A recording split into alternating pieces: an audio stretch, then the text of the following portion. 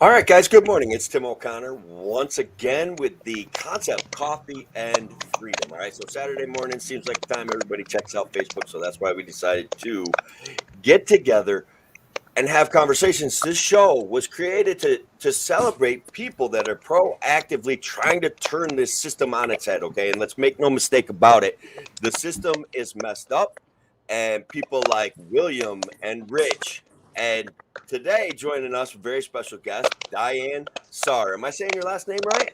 Sare, actually. Sayer. Okay, I wanted to say Sayer, but I just couldn't quite bring myself to do it.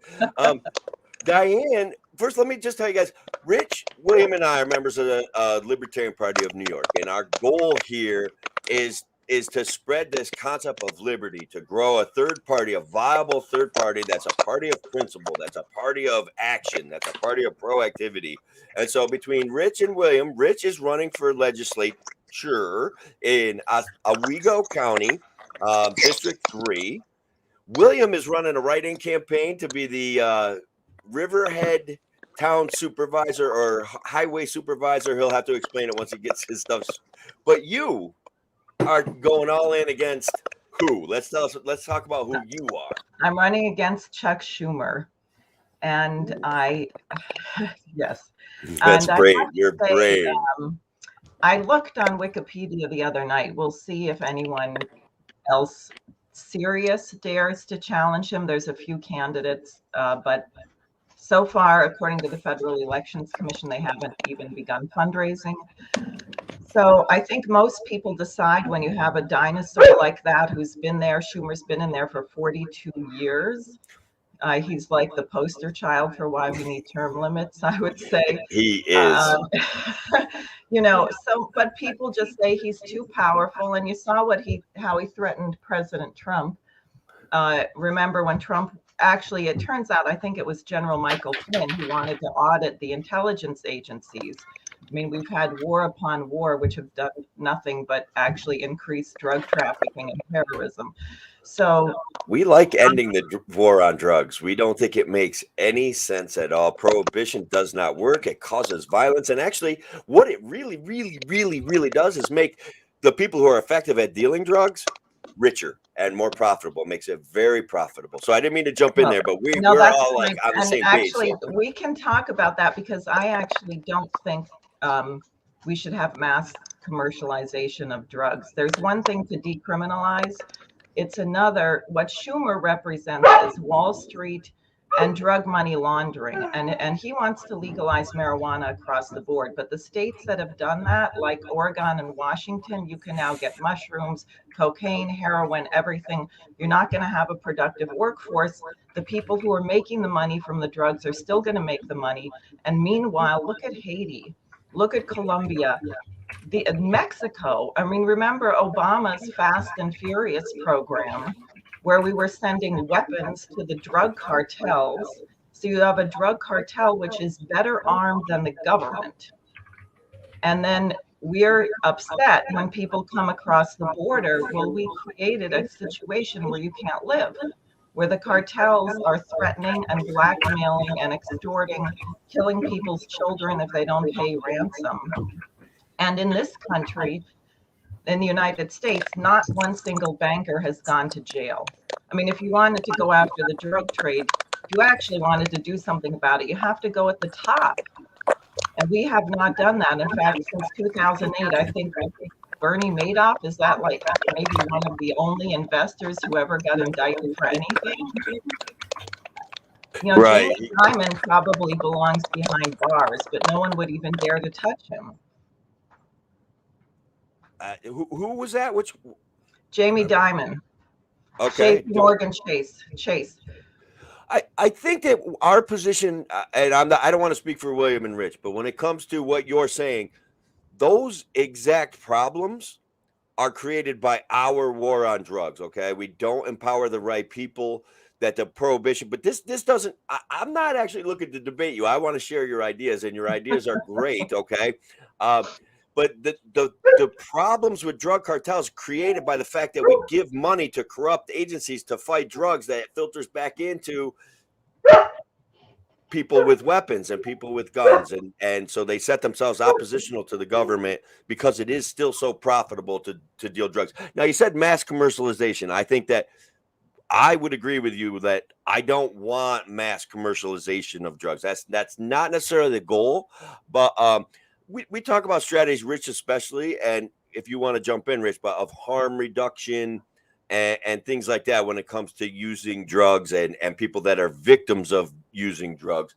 But I love that you're no matter what, Diane, I love that you're turning this system on its head. That's why you're here this morning. Rich, what do you want to talk about harm reduction for a minute? I know we've been discussing ways to get it on the table. Maybe we have a chance right now with Diane, because Diane, if we shape your messaging and you're a successful candidate, or we help you see where we're coming from, maybe that too is a platform towards success and a freer society and a more egalitarian system. So anyway, Yeah, Rich, I was kind of trying to get something from you there. Yeah. So harm reduction is a key phrase, and with alcohol prohibition, we saw the same thing. If dealers are going to be selling this stuff and at high risk of incarceration, they're not going to want to sell 3% alcohol beer. So we saw back then, moonshine, strong whiskey, et cetera. The same thing's true now with all other drugs. There's definitely a strong incentive for the drug distributors to sell more and more concentrated and powerful product, denser in ability to make high. So that's how you saw the shift from heroin to fentanyl, so that they could be, at less risk and be able to transport higher dollars in fewer ounces. But then you have the huge risk of users not cutting it properly and sub dealers not cutting it properly and getting the proper dosage to people. So you get a lot more deaths because there's such variation in strength. So that's one part of harm reduction. I had an op-ed in the Binghamton Press a few years back about the supervised injection facility concept. And that's been used successfully in some other countries. And I think that's something to look at here. That Merrick and Ithaca, New York, has talked about it. Of course, with the DEA making all this illegal, the federal government has to really, in my opinion, get out of the drug war and leave it to the states. And then maybe some of the states could experiment with different ideas and let's see what works. I've never used marijuana. I don't support it for recreational use, but I believe in total lifting of prohibition of all products. And I think that, the government's not the best solution to keep people from harming themselves. In the full disclosure department, I have used marijuana. I just want to be very clear about that. That's fine. I don't use it regularly, but anyway. Yeah, I think that's a position because people can correlate, say, oh, you want it legal because you want everybody to use it. And that's not the position. The position is that making it prohibited is not making things safer. It's making things more dangerous instead of safer. And in some countries in the world, when they've tried strategies of like supervised injection facilities and so on, they've seen usage go down. So I think we have to observe, learn, and find ways to again, harm reduction should be the focus. You want fewer people to use the products, fewer people to be harmed, especially to die from the products. So that's really where we should be going with this. All right. I love it. So Diane, back to you. We're just going to keep dumping the ball in your lap because you're our shiny new toy actually, here. Good. I want to say something about this because, first of all, I think Schumer does want everybody drugged. That's the only way he could keep getting reelected. I wish that were true. Good slogan. Yeah, and actually, the problem is much bigger. We have a cultural problem. I mean, there's no trust in the government, and there's a reason for that because you can really, I think, go back to the death of Franklin Roosevelt, and then you had Truman, who was horrible. You had the McCarthyite witch hunt. And then you had this FBI kind of dictatorship, which could blackmail everybody and anyone, which is how they control politicians. And then you had the Kennedy assassination. Everyone knew the Warren Commission was a cover-up, but because it stood, it terrorized people. And then you had the assassinations of Malcolm X, Martin Luther King, and Robert Kennedy, all in that generation. And this is classical brainwashing. If you want to brainwash someone, the first thing is terror, is fear. You have to destabilize their ability to think. And then you can change their entire cultural matrix. So we went from being a nation that valued creativity, that valued our productive capacity. We were, by the Centennial Exhibition in 1876, the United States was producing more than the entire planet combined because of the American system of economy, because of Hamilton's genius in credit, that you want to increase the capability of production of every single citizen.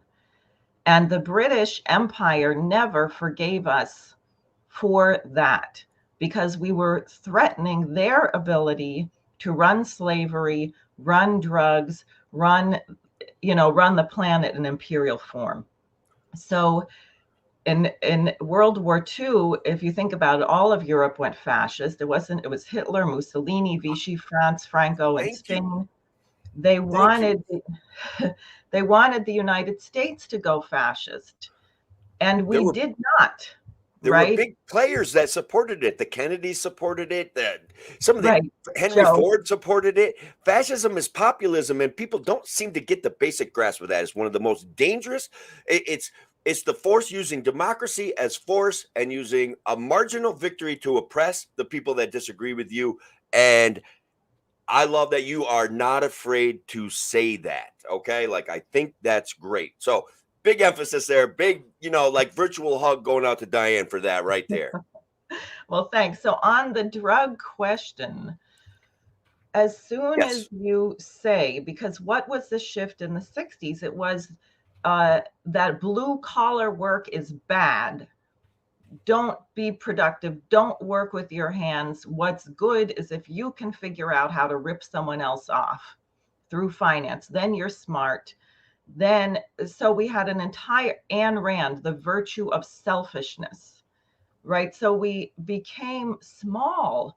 And people gave up through fear. They said, if you go out on a limb to do something for someone else, why are you doing that? You're going to get in trouble. Don't do that. So what matters is if you feel good. If you feel good, that's good. Why should you take drugs? Because it's a terrible thing to feel bad. Well, if the world is going to hell, maybe you should feel bad. Maybe and take drugs. Wait a minute. Right. So the problem is, in a sense, we have to change everything. We have to change everything. And number one, the most important thing that I want to do and what Chuck Schumer represents is this whole damn system has to be put through bankruptcy. We cannot continue printing money to bail out bad gambling debts. It's devalued the dollar, and we have this artificial inflation. We don't have a shortage of energy. We have a bunch of billionaire perverts who are funding the environmentalist movement, and they have an actual hatred of humanity. They actually hate. We now have a war on what makes people human, which is our creativity. Wow. Yeah, I think that's pretty powerful. We've socialized big businesses' risk and allowed them to keep the profits. It's upside down, bizarro world. It actually started with Lee Iacocca. I don't know if you remember that. You guys, us guys, I just want to make, I get off on tangents. I apologize. I apologize. But look, people are going to look at us and they're going to see our gray hair and and now obviously you're much younger than Rich and William and I, but not much. But the issue is people wonder why we're talking about these things. And the issue is I spent a lot of time trying to build a business and having family, and I ignored politics other than it annoyed me. And so somehow we've got to I had Angelo for Liberty on last week, which was great, but we've got to bridge this gap between us and reality, because they've been even conditioned to not like us, our messaging, just because we're old. Like that's a problem, don't you think? Of course. Older. and No, but that's young at also heart. part of this. How many children are killing their parents? I mean, this is a real sickness that you don't value. Oh, and think about Obamacare. What quality of life year, QALY, do you remember that? Or quality adjusted life index, the way that they were going to determine whether your life was worthy of life. I mean, talk about Hitler, right? Whether Yeah. your life is worthy of life. And if you're between the age of 15 and 45, there's probably some value to it. But if you're under 15 or you're over 45, it's not that. This is from Ezekiel Emanuel. I think it's Rahm Emanuel's brother, who was a doctor who helped write the Obamacare platform. So people are told, if you're suffering, I mean, we're not dogs. I wouldn't want my dog to suffer, but a human being has something greater to contribute, which is not in the physical domain. I I understand that point, and I agree with it. I do think that's one other thing what we seem to have lost as a society: this belief that there's some sort of I want to say sanctity to life, that human life is important, and we just seem to kind of want to shove that onto the back burner or argue that it isn't, and make everything about dollars and cents. And eh, so I was thinking today, I just want to drop a truth bomb, and I want everybody to go around the table and answer this one for me. Um, Mitt Romney and Barack Obama ran on exactly the same platform. They both wanted to socialize medicine. Romney Care. The argument was we were going to get this Obamacare fiasco, this ridiculous increase in our insurance rates, this bad economic policy, but we were going to get it one way or another. It was either Romney was going to be in charge of it or Obama was going to be in charge of it. What do you guys think about that? We'll start with Diane. All right, and that clicking, is that Rich, are you typing? Is that what it is? It's No. William. I know it's you, William. Unmute yourself when I'm you talk. muted. Yeah, I keep muting you and it goes away. I swear to God. I'm not even kidding. So unmute yourself. Anything. All right, well then we know it's the FBI or the NSA, and they're just We agree. Exactly. And William, Thank you, Diane. Okay. William Steed has always been like that. It's always like he'll get kicked off, like the Spectrum connection will go away and he'll get kicked off the show. It's definitely they're out to get him. But first, Diane, let's go back to this notion of, where were we at? You guys got me. I lost my vibe there. You were on Obamacare. Healthcare. Okay, Obamacare versus Romney Care. Which one of those two things would have saved the world? Neither. No, neither. Exactly. They have no understanding of physical economy. Now, for the record, and this is the first time I will have said this publicly since declaring, I actually think we are going to have to move to some kind of Medicare for all or national single payer, because the insurance companies have they've destroyed it. When Nixon brought the HMO system in, and suddenly you can make a profit on sick people, the system was gone. The problem is we don't have a healthcare delivery system. After World War II, the greatest thing that was done, and Lyndon LaRouche thought this was the absolute model legislation, was something called the Hill-Burton Act. And this act mandated that you had to have 4.5 hospital beds per 1,000 population. And it was slightly more in rural areas because of the distance and slightly less in urban areas, but the average was that. And that hospitals in poor areas had to be bailed out by the government if people couldn't pay, because you had to make sure that if you wanted to have a strong workforce, and we found this going into World War II, that so many of the soldiers were suffering from rickets and, I mean, just simple things that had to do with malnutrition and the depression, so that you had to make sure you had a functioning health delivery system, which was in a sense not for profit. And because you had a commitment to that and we had a productive economy, we actually had, through the 1960s until Nixon signed the HMO law, probably the best health care system in the world and the best health care delivery system in the world. And by the 70s, we had about, I think, 6.8 hospital beds per 1,000 population. We now have about 2.6 hospital beds per 1,000 population. And one reason why people are so justifiably enraged about the mandates about vaccines and masks is because you're saying, hey, if you actually care about health care, if you care about people, why are you shutting down hospitals? Why are you shutting down the delivery of health care and then claiming, how can you trust a government that does that? So you're destroying the ability for people to get care. At the same time, you're saying that you're doing something in the name of stopping a pandemic. It's obviously not credible, and creates. And I have to say something else while I'm thinking of this. I read an article the other day. The British are gloating over the destabilization of Nigeria, and I hate the the London Economist said something that I thought was very important, because they're desperate right now. Their system, every bubble comes to its end, and this hyperinflation is going to end soon with a terrible crash.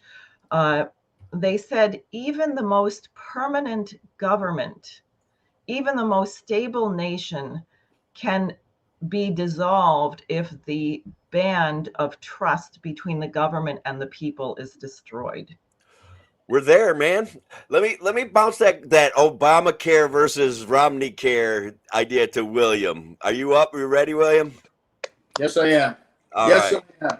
Listen, I just want to point out, Diane, it's my first time meeting you, and you're spot on all your views. I really like what I'm hearing out of you, and obviously wish you luck. But one thing I want to say to the audience out there, if there's ever anything wrong or an interference or anything with this program, it's always mine or Suffolk's fault for some reason. It doesn't seem to matter why, but we always seem to get blamed. I just had to get that off my chest. And it's nice to start first before Rich, because anytime Rich answers a question, there's nothing but crumbs possibly for me to pick up on. So I really appreciate this opportunity.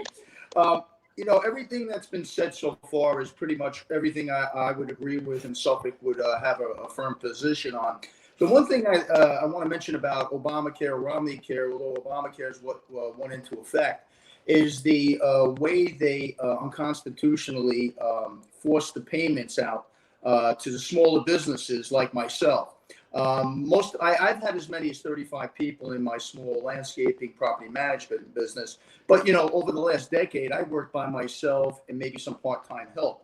And it just clobbered me, when it went up fourfold, because they did one key thing with this healthcare is they took competition away. They didn't have the corporations fighting for individuals to have them as customers. And I think anytime government gets involved, obviously it destroys anything that makes common sense. But the lack of accountability in the implementation of Obamacare really was disturbing to me. So, that should have been worked out much better. And, maybe like the Small Business Administration and stuff could have been more involved on that in implementing it. But it's after the fact, because it's already almost, 9 years later. And it is what it is. So that's really all I'm going to put in on this point. And thanks. I had to wait a long time to talk. Jeez. Rich, on to you. Obamacare versus Romney care, and how they shove this down our throat no matter what. My key point when we talk about single-payer medicine in the United States is this would not create socialized medicine. It would create, I'll make up a word, fascistized medicine. Because if you look at our system, there's so much protectionism, crony capitalism all throughout the medical system in the United States. And it starts right with the American Medical Association, which is a very powerful guild, goes back a long, long time. Their efforts to create scarcity and drive up prices and limit availability of doctors and physicians has made their trade expensive. And that's been going on for ages. And Tim shared a post I put up. Go to opensecrets.org and you'd be surprised that some of the top lobbyers in the AMA, guess what? They're one time, I think I looked over a 20-year period, they were the number one lobbyist in the United States, billions of dollars of lobbying. And then who else is at the top? American Hospital Association. And then Diane talked about this. So again, the whole thing is to drive up prices. You want scarcity. So the doctors try to make scarcity in their profession. The hospital try to make scarcity of beds. So you have certificate of need laws. the best way for them to control the market and inflate prices is to limit the number of beds. And then you have our intellectual property laws with patents and development of medicines and so on. And those also inflate prices, make it harder for newcomers to develop products.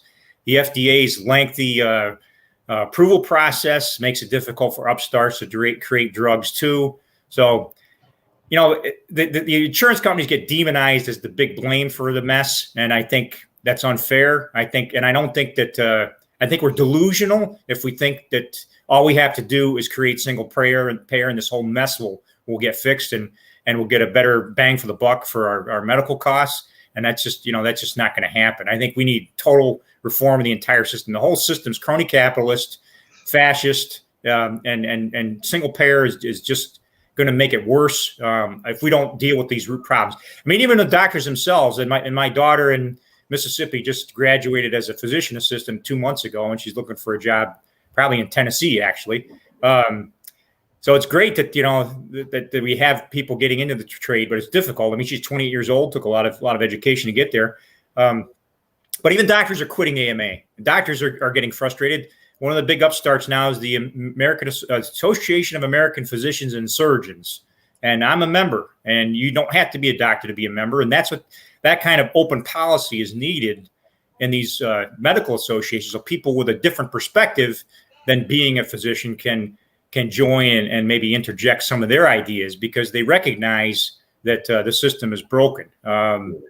There's direct primary care. That's a growing concept, and I think that's a great experiment where you pay basically a monthly fee to a doctor's group, and they take care of you, for most of your problems, except for a few, major medical issues, which is what insurance used to be, right? Insurance used to cover the big stuff. Yeah. Now we've been using it for everything.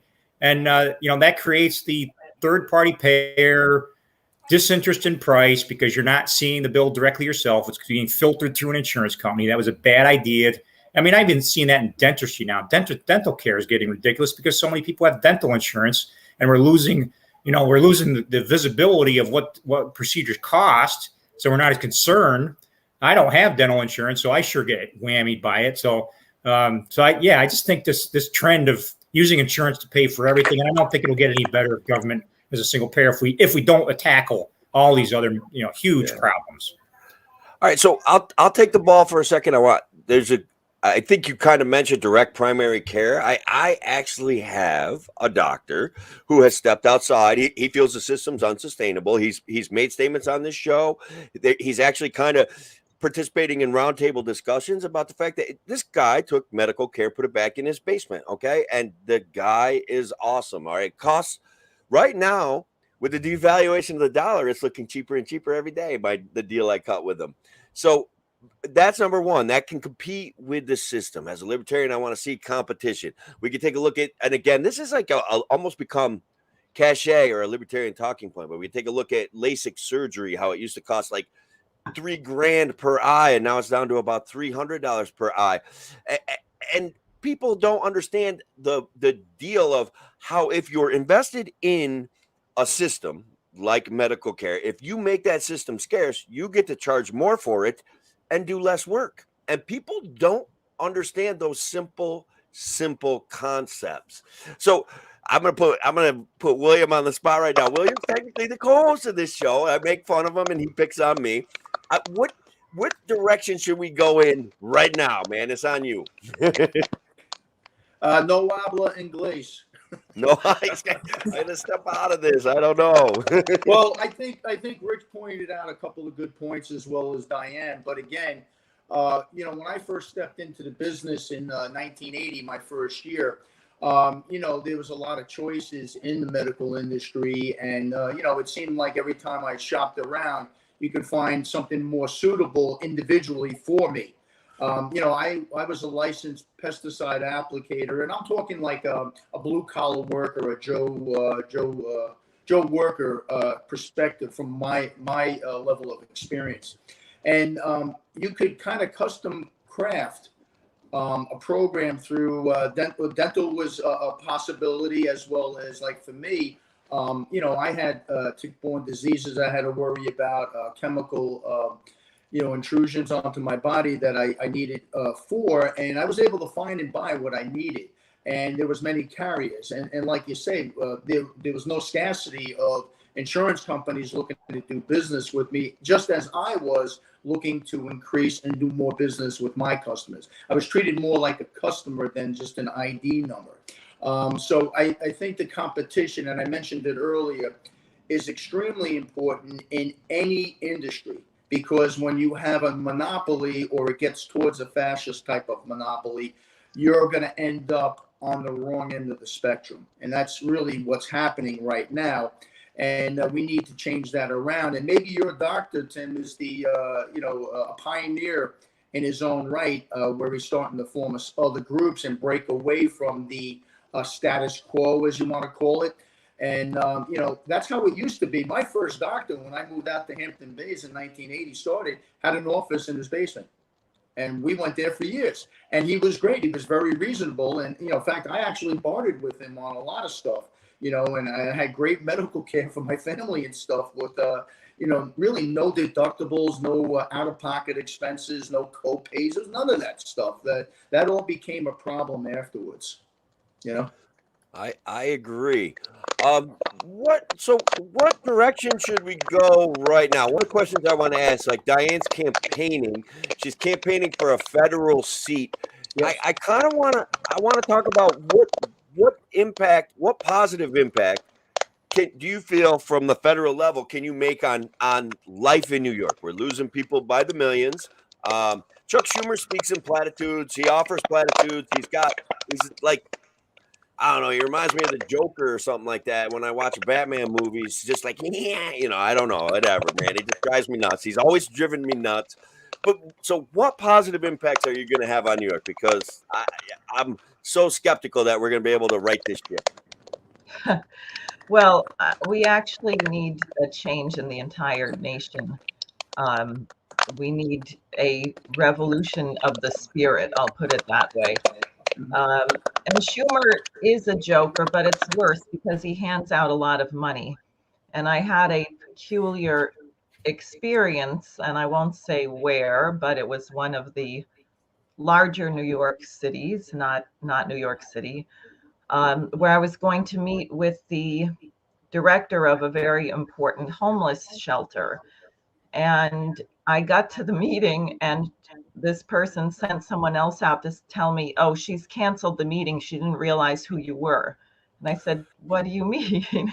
And she said, we can't meet with anyone who's opposing Schumer. Wow. Yeah. Wow.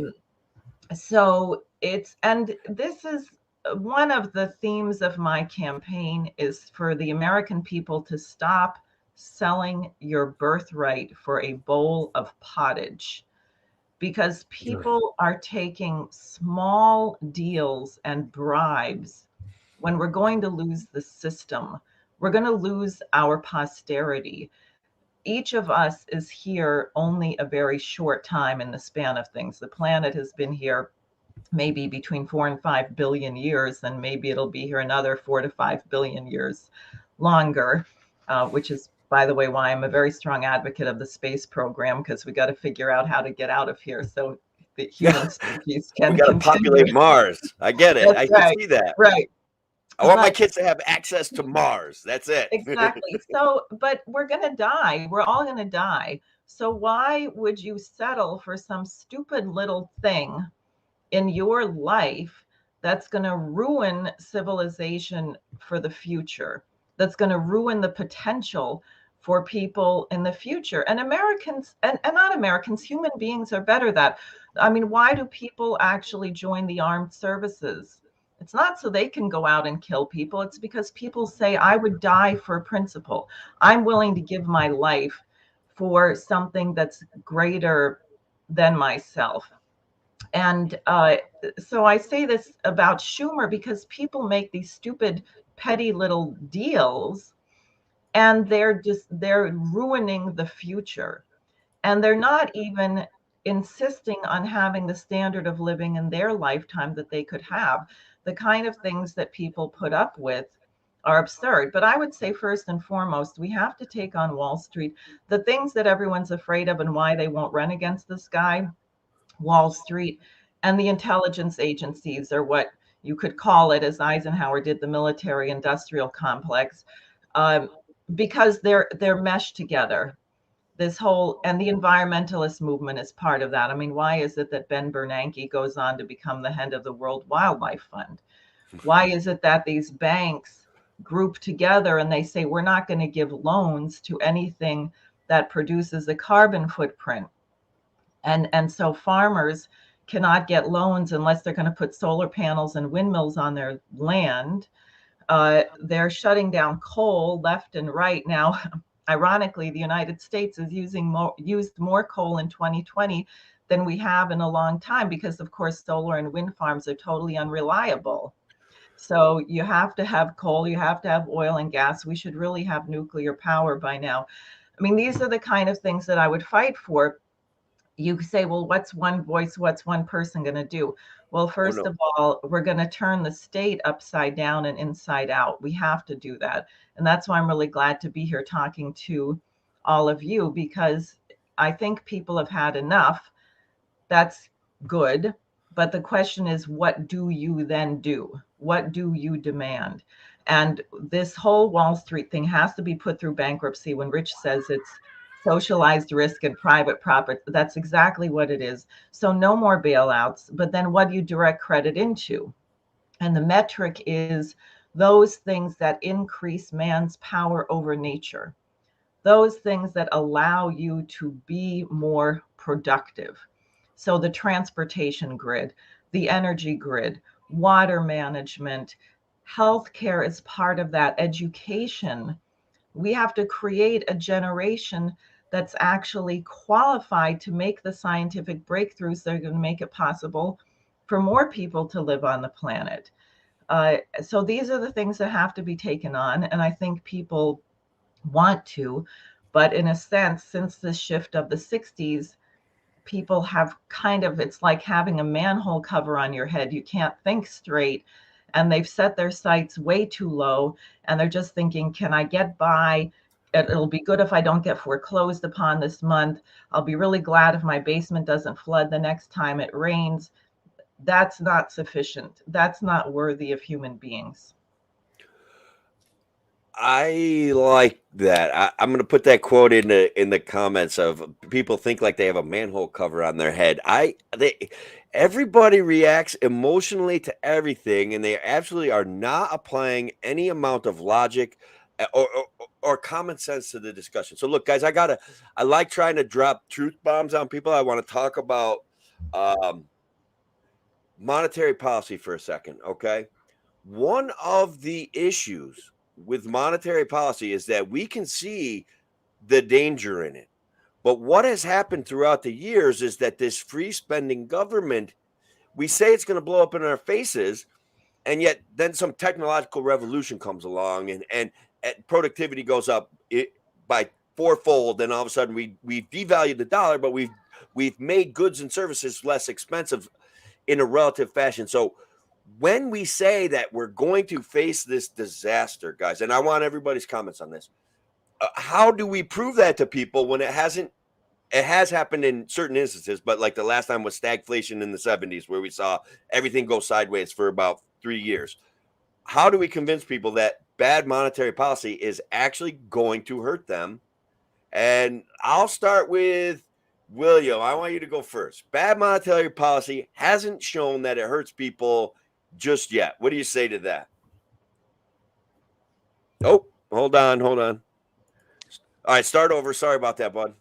Well, at least you saw me talking, at least. That's right. And I'm sure it was important, but please start over. I apologize. I was going, basically, I don't know. It's a tough situation to, come up with just one solid answer. But, one thing that came right to my mind when we're talking about bad monetary policy was the fact that the color of the libertarian of our color is gold. And I think that's where we got to kind of go back to, because you can't just keep printing money. And like you said, the technology kind of temporarily gets us out of a hole, so to say. But, I don't have a complete understanding on it from my perspective, but I would just say that, when accountability is not even considered. Trouble is amiss. And in my business, when I make a mistake and I'm not accountable to my clients, I'm eliminated and I'm out of business, cut and dry. Unless I'm a bigger company that funds into like Schumer's campaign or into other corrupt politicians, where they will bail me out, and help me, and I'll actually profit from it and never return it. I don't see that kind of help coming my way. So, you can go there. There's a differential in even businesses in size and what they do in corruption. And I think that's, without totally understanding the situation, I don't want to, take away time from others that are more experienced or have better expertise than I. Okay. Tim is muted now. Oh, is he trying to talk to us? Yeah, hang on. Let me go to Rich on this. Bad monetary policy hasn't shown itself to damage us as much as we think. And Diane, you're going to get the back cleanup on this one. So come up with some pithy phrases. Rich, go ahead. I'll hit one point so I don't steal much from Diane, so she has a chance to talk about a few things that she'd like to hit. Hopefully this is something, I'm not stealing something she would have preferred to talk about. And that's the effects of FDIC, the Federal Deposit Insurance Corporation.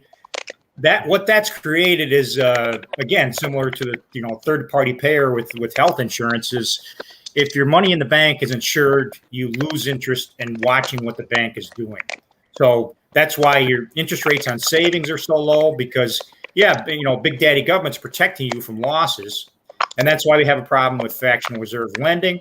So a key proposal I'd suggest is allow any bank in the United States to opt in or opt out of offering the FDIC insurance.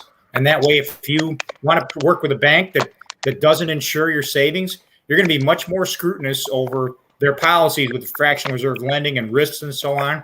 And likely because you are at more risk, you're going to get a higher insurance rate than, interest rate than, 0.01% or whatever the heck now is being paid on savings. It's ridiculous how, we had static inflation in the 70s, but my father was getting, double-digit interest on certificates of deposits. These days, it's like 1% or fractions of a percent on savings. It's just absurd. So that discourages savings and more borrowing. So that's just one proposal I would throw out there is let's get the FDIC into an optional process. So I'll just leave it at that and then let Diane have, several talking points less to discuss. Thanks. Tim, you're muted, Tim. That's only because I feel bad that I keep muting William because it's so. All right, so yes, you're up. You're batting cleanup here. What do you say? What do you got to say here? Bad monetary policy hasn't hurt us yet. That's why no one buys this argument. Hasn't hurt us yet. It's been a complete disaster, and there's a series of things. The repeal of Glass-Steagall in '99 was probably one of the worst things because it made it possible to put the bailout of the speculators on the backs of the depositors by allowing speculative investment firms to merge with commercial banks, which was a complete disaster. So it absolutely has hurt us. We have to get rid of the Federal Reserve. We need a national bank. We actually need a national bank, as it says in the Constitution. We need, on this question of gold, we have to actually have a conference with the major powers. LaRouche had said years ago, Russia, China, India, and the US. Some bloc like that, which has to include at least Russia, China, the US, who say we're going to go back to fixed exchange rates. No more speculation on currency. We're going to peg the currencies to gold or some physical, a basket of commodities, but something physical, because you cannot plan long-term investments if your currency is going to be devalued. And this is what has been done by the International Monetary Fund and the World Bank. And it is the policy of empire, right? You give Ecuador a loan, and then you say, we'll give you this loan, but we're going to impose conditionalities. No motorized vehicles. You can't build a new sewage treatment plant. You can just use it for giving people nicer sticks to scratch in the dirt. And then, by the way, we're going to devalue your currency. So when you repay the loan, you're going to owe us 50 times more than we lent you. And then you go in and you say, well, since you couldn't pay the loan, we're going to take your X, we're going to take your oil, we're going to take your whatever it is, and we're going to start seizing up raw materials. That is the dictatorship that has to be broken. And again, I'm afraid it comes down to a cultural question, because I think that the government absolutely does have to regulate some things. I agree that competition is good and important, but unfortunately, you may have noticed that the competition is also completely rigged. Like if you take the case of Enron, their argument was, well, we have to privatize energy, and we're going to split up the production and the power line and this and that. And then it turns out that you actually had the same people on the board of all the companies that were supposedly competing with each other. So the fix was in. The game was rigged. And that's why ultimately, in a sense, it comes down to a cultural question. We have to move forward with the physical economy, with placing a value on what people can contribute and what they can produce, because we need people to become optimistic again about the future. We used to have an unshakable faith that future generations would live better than we do, and people fought for that. And people who came here from other countries worked their rear ends off to make sure that their children and grandchildren would be successful Americans and do better than them. We've somehow given up on that. And I think there has to be a shift, because there has to be a principle of justice somewhere. I mean, if you say we can't trust the government and we can't trust the private companies because they're all out for themselves, well, then you can't trust anyone, and then you're really in a mess, which is also why people have to be active. You can't sit back and leave it for someone to be trustworthy. When they're not trustworthy or they do the wrong thing, then you have to call them out on it and do something about it. I'm with you on that. It makes a lot of what you're saying makes perfect sense. It's like we're all looking at the same problems and we're just kind of seeing them from a slightly different angle. So I'm very much enjoying having this conversation with you. My friend Robert Forrest, and we have a number of great people. I want to do a little shout out. Liza Faint's watching the show. Alice Ank shared the show. Guys, if you have questions for any of us, please post them. The likes, the comments, the shares help spread the word. We saw John McLaughlin in the chat earlier. And guys, this is why we do it. I don't think any one of us are getting rich off of our political stances. I want to be honest with you. So you guys interacting with us is what makes this absolutely work. So Robert Forrest, what are your views on Agenda 21 and Agenda 2030? He's definitely a big anti-globalist. He's been victimized by our local county government. They took his property a number of years ago for not very much money, and mostly it looked like because he was pro natural gas. So where Diane, where do you stand on Agenda 21 and Agenda 2030? Besides, they used to deny that it existed until they implemented every single thing from Agenda 21, and now they're moving towards implementing every single thing from Agenda 2030. Go ahead. Well, obviously, I oppose both of them. It is what this Davos Great Reset is. That's all the same thing. The 2030 or 30 by 30, and then there'll be 50 by 50, and then we'll all be dead, I guess, right? You take 30% out of your land and water out of production. Again, it's counter to what is human nature. And perhaps the greatest contribution of Lyndon LaRouche to the science of physical economy is he said that the way you measure economic progress is by something called, it sounds hard, but it's not, potential relative population density. How many people can be sustained in a given area of land? And that this has to increase. So if you go back to, say, burning wood, you need a huge area of land to sustain relatively few people. It takes a long time to grow the trees. You got to get food and so on. You can't sustain that many people. When you get more and more dense forms of energy, nuclear fission being the best we have, and we should get to fusion, then you are able through that energy to get more and more from your given area of land. You can extract different kinds of materials and metals. You can figure out new ways to produce food. I mean, even farming, I found it quite amazing, actually. The amount you can increase by orders of magnitude what a given area of land is able to produce in terms of food, just through irrigation, fertilizer. You know, people didn't think this. This is the old British line, which is unfortunately taught to all our school children. Population increases geometrically, resources only increase arithmetically, therefore the world is overpopulated.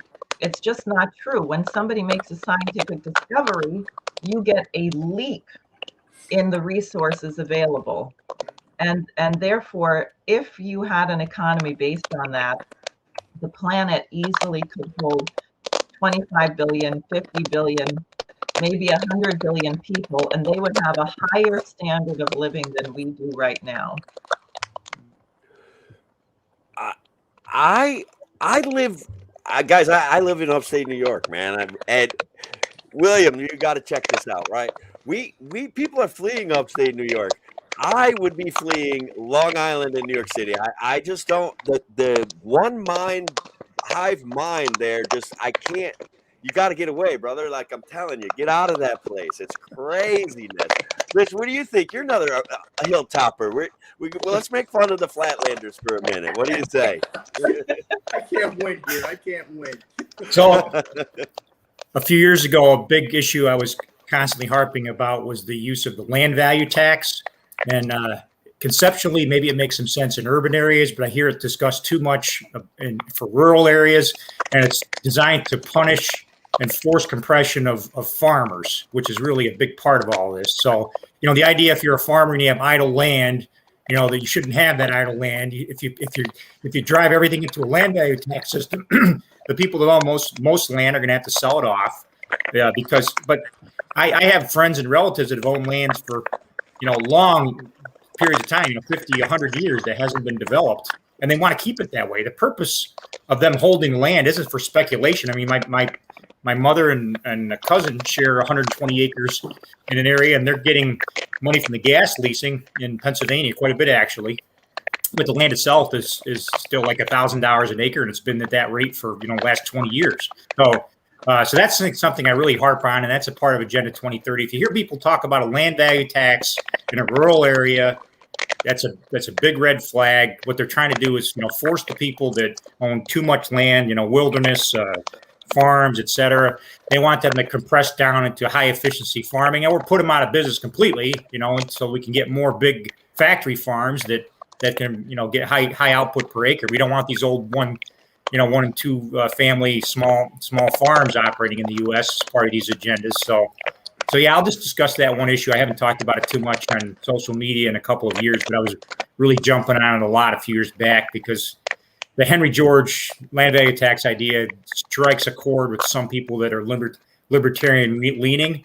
And I think the solution in the urban areas is more congestion pricing and fixing zoning. I really think zoning is the root problem with underdevelopment in areas where there should be more compressed construction. But zoning prevents it. We get more mixed use if we had zoning reform. So that'll be my soapbox issue today. Land value tax, Henry George, don't agree with it. I think it's especially now with electric cars becoming popular. We need another way to fund roads. And I don't think the land value tax is the way to do it. Okay, look, roads. I've had this conversation before. I hate roads. We're so married to this concept of road-like infrastructure. It props up. I know this is going to sound crazy, but just follow me down this wormhole for a minute, all right? we use roads. Roads props up the entire system, okay? It props up big oil. It props up big car manufacturers. It props up the government, okay? They're all offering us the same solution to the same problem. It's like Obamacare and Romney care mixed together. We were getting it no matter what, and that's what I feel about. I was promised Jetson cars, man. I'm upset. I am not happy about roads. I do honestly think that our marriage to this big infrastructure deal, these road packages, okay, that is a problem. And I think that there are alternative forms of transportation. Like I literally want a little helicopter with like 3 little propellers that gets me like 500 miles in an hour, okay? That's what I want. I'm not stopping this libertarian dream until we get there, till the free market gives me that, and I can pay for it out with cash in my pocket. Cash. Maybe gold. I'll chip off some of my savings, my gold savings, and transform it into a helicopter. But I'm telling you, we are stifling technological innovation. No one listens to me. I get stuck in a traffic jam. I freak out about how much space is being wasted when I'm in a traffic jam. I'm like, look at all this room, and I am stuck standing here. What do you guys think about that?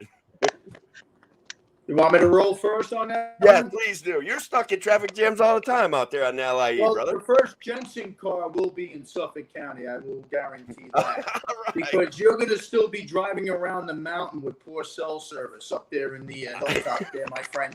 All right, that's an advantage of being on the flatlands. All We right. try to have conversations when I'm on my car. Never works. I just want to go back to when we were talking about. I made a comment about the solar farms and these wind farms as a green energy. I just want to make it clear they're not farms; they're fields of petroleum products. That's basically where I stand on that. Just wanted to point that out before I forgot. And we were talking about principles and the gold value and all of that. The Libertarian Party is the only party of principles. And I wanted to throw that out there, just so everybody else knows. We don't bow to corruption, and we certainly don't put up with inhibiting our rights. We're the only one that stands up on it consistently. But the roads and stuff is a whole nother basic disaster. And when you talk about populations like Diane was talking about before, there's still plenty of open land up there in the hilltop areas. We got lots, man. Just because you have, like, Suffolk County has 1.5 million people on a 30-mile by 12-mile section of Long Island. Yeah, we are overpopulated and overcrowded. And that's why we have traffic nightmares, and we have all kinds of pollution and things associated with that and it goes back to what Rich was saying, the zoning. You have to zone larger, and so you don't get all the condensing of people in certain areas, and spread them out a little bit. Why not? All right, guys, we're coming up on an hour, and that's probably long enough to spread freedom on a Saturday morning.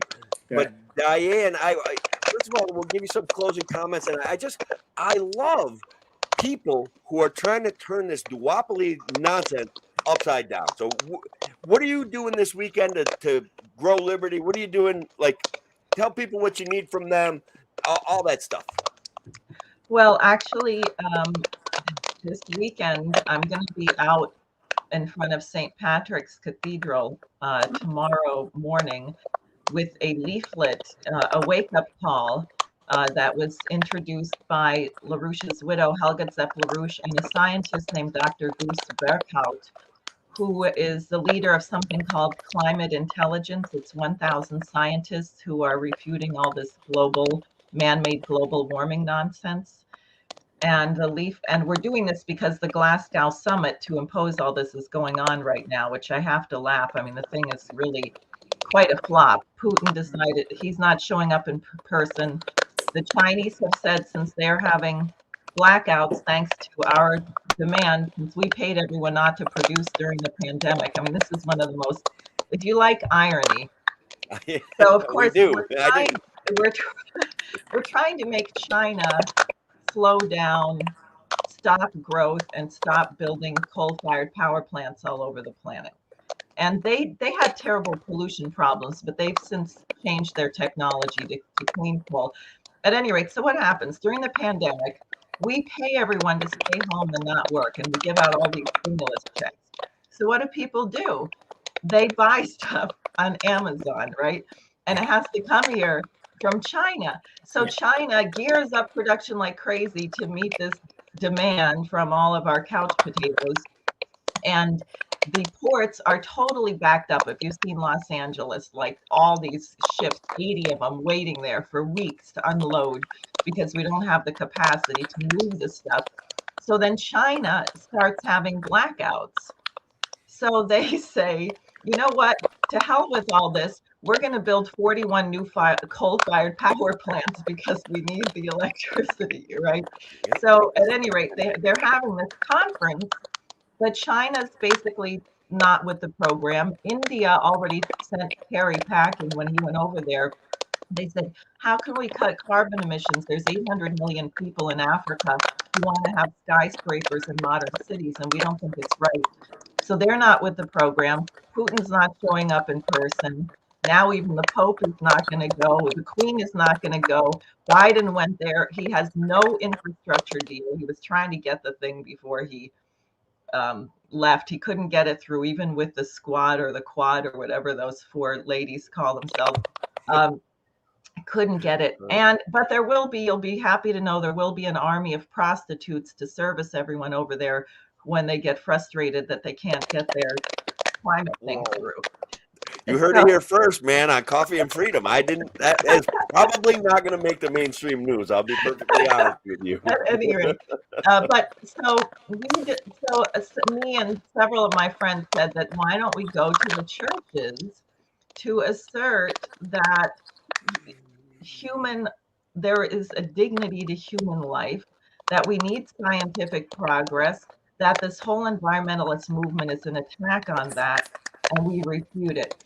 So I'm going to be there after the 10:15 a.m. mass with people getting out a bunch of leaflets, and anyone who wants to can join me. And then from there we'll see. Lots of activity planned. I think I'm speaking at a rally on Tuesday in Kingston.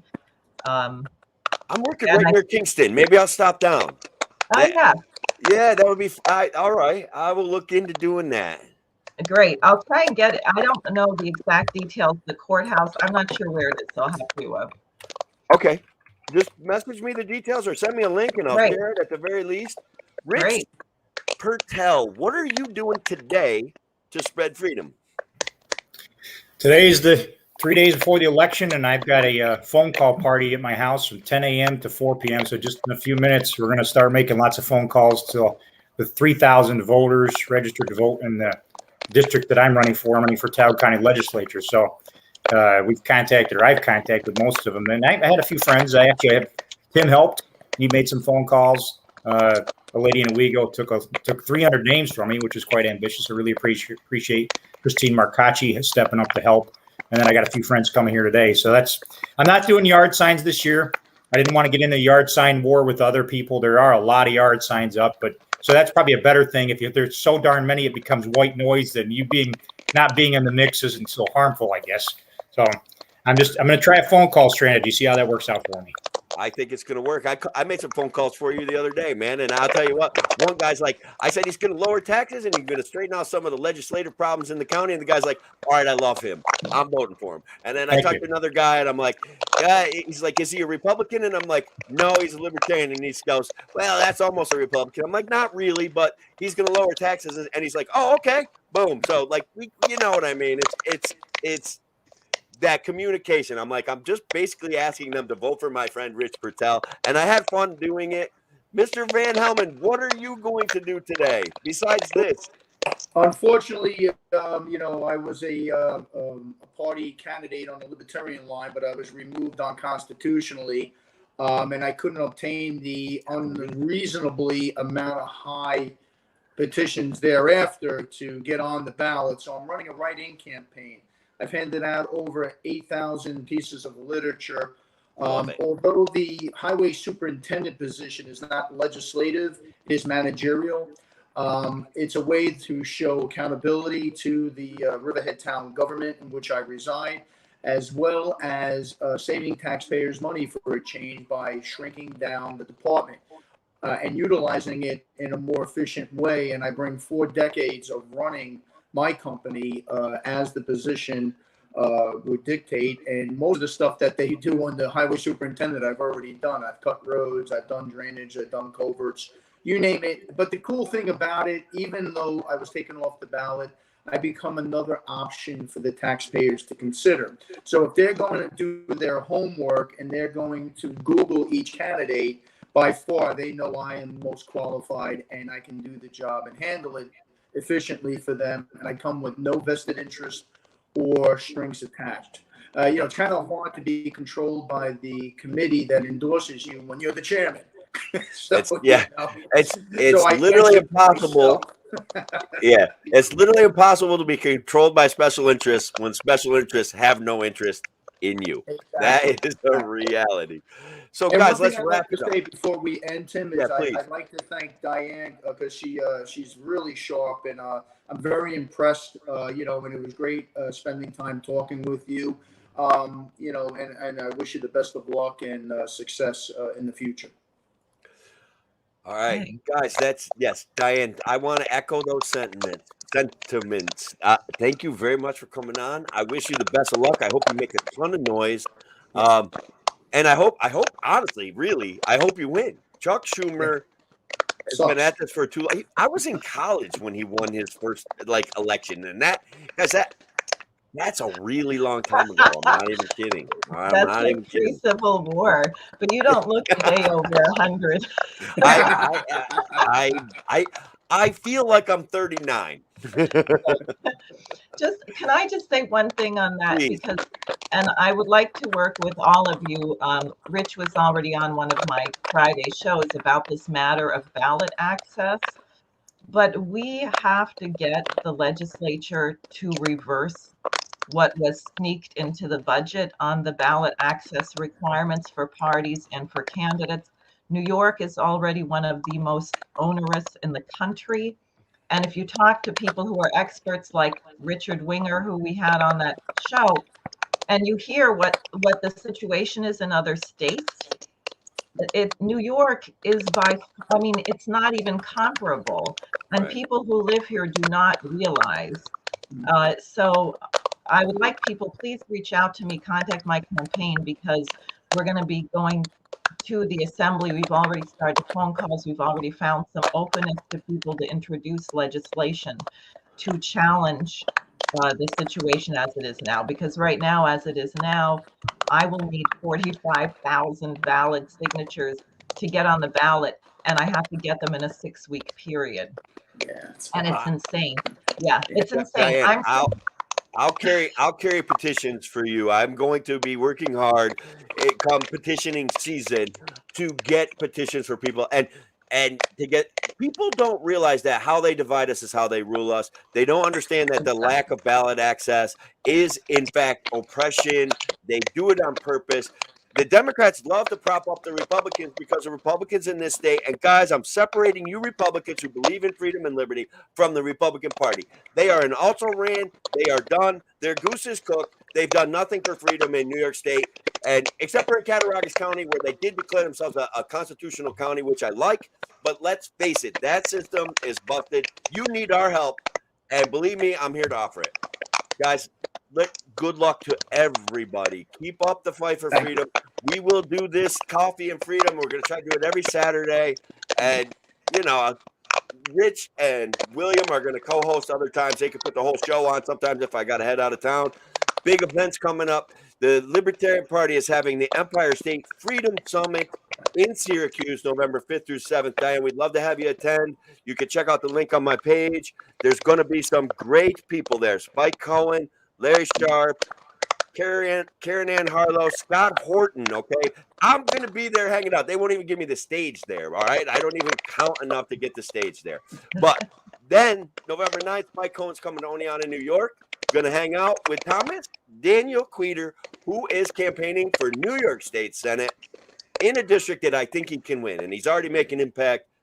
Guys, you all have a great day. Thanks, everybody, for the likes, the comments, the shares, and we will talk to everybody next week. Don't forget I do a radio show on Thursdays, all right? WYSL, WACK. I'll put it over the internet, guys. I'm making a mess. I'll talk to you later. Great. Take care. Thanks Have a a lot. good day, everybody. Thank Bye-bye. you.